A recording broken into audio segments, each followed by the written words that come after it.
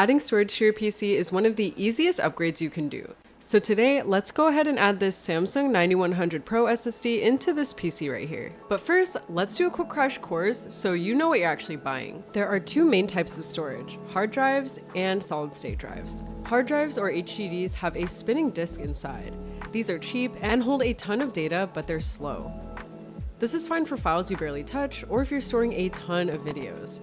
But it's not really the best for gaming. SSDs have no moving parts, so they're faster, quieter, and nowadays this is probably where you want most of your games and other apps living. But they come in a couple different shapes, or form factors. This is a 2.5-inch SATA SSD which plugs in with a cable and needs a separate cable for power. It's faster than a hard drive, but it caps out at around 550 megabytes a second. And finally, these are the most popular nowadays, the M.2 NVMe SSD. This is a little stick that plugs directly into your motherboard with no cables or any headache. And that's what we're going to be using today. They also come in a few different physical sizes to fit in other devices like laptops that are space constrained, but the most common size for gaming PCs is this one, which is 2280. But not even all M.2 NVMe SSDs are the same. They're also sorted by PCIe generation. PCIe generations can be thought of like lanes on a highway. Gen 3 was the old standard, and now we're on Gen 5. This 9100 Pro SSD is a Gen 5 drive, so you can fully utilize the fastest technology. But to actually hit Gen 5 speeds, your drive has to go into a PCIe Gen 5 M.2 slot on your motherboard. Most boards have a few M.2 slots, but usually only the top one closest to the CPU supports Gen 5. But if you don't have the right slot, no worries. It's actually backwards compatible, so it'll just run at Gen 4 speeds if you don't have the right motherboard.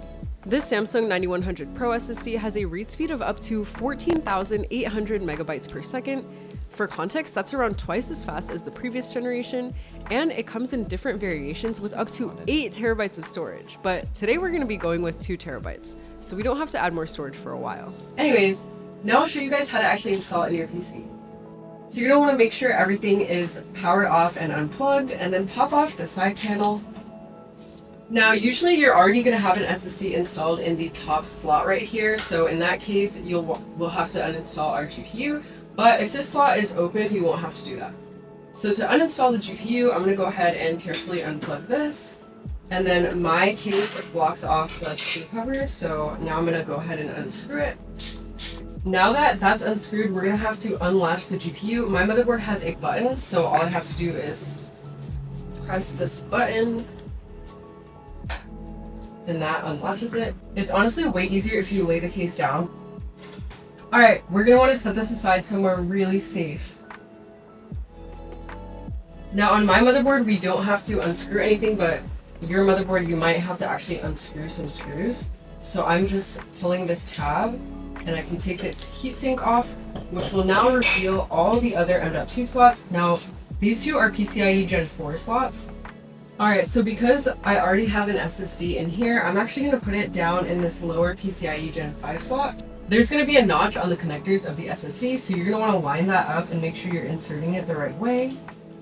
Once that's aligned, you can push it in and lock it into place. I'm going to go ahead and peel off the plastic off of this thermal pad. And now we need to pop this back on. And now that the SSD is installed, we're going to go ahead and toss this GPU back in. You're going to want to line up the GPU into the bracket and then gently press it in. And then we're going to go ahead and screw it back in. And then go ahead and plug this cable back in. You're going to want to make sure it's completely plugged in and it clicks into place. Make sure you can't see any more of those little like connectors. Alright, now we're going to go ahead and turn this on and I'll show you guys how to actually initialize the new drive. Don't panic if that drive doesn't show up right away. Now if you're just adding additional storage, all you have to do is open Disk Management in Windows, initialize the drive, format it, and give it a letter. But since this SSD is way faster, it's better to make it your boot drive so you actually notice an improvement during everyday tasks. To do this without losing your files, you can use Samsung Magician, a free software that helps you clone your old drive to the new one. Now, I usually wait a couple days to check that everything's working fine, but once everything is transferred over, you can actually reformat your old drive and use it just to store media or documents, and keep your new SSD for games and other programs. But did that actually make a difference? Transferring the same video on my old drive takes almost 4 seconds versus just 1 second on the new drive. I hope that was helpful. Storage is genuinely one of the easiest things you can upgrade, and now you know how to do it all by yourself. Thank you Samsung Memory for sponsoring this video, and if you want to check out the Samsung 9100 Pro SSD for yourself, I'll link it down in the description below.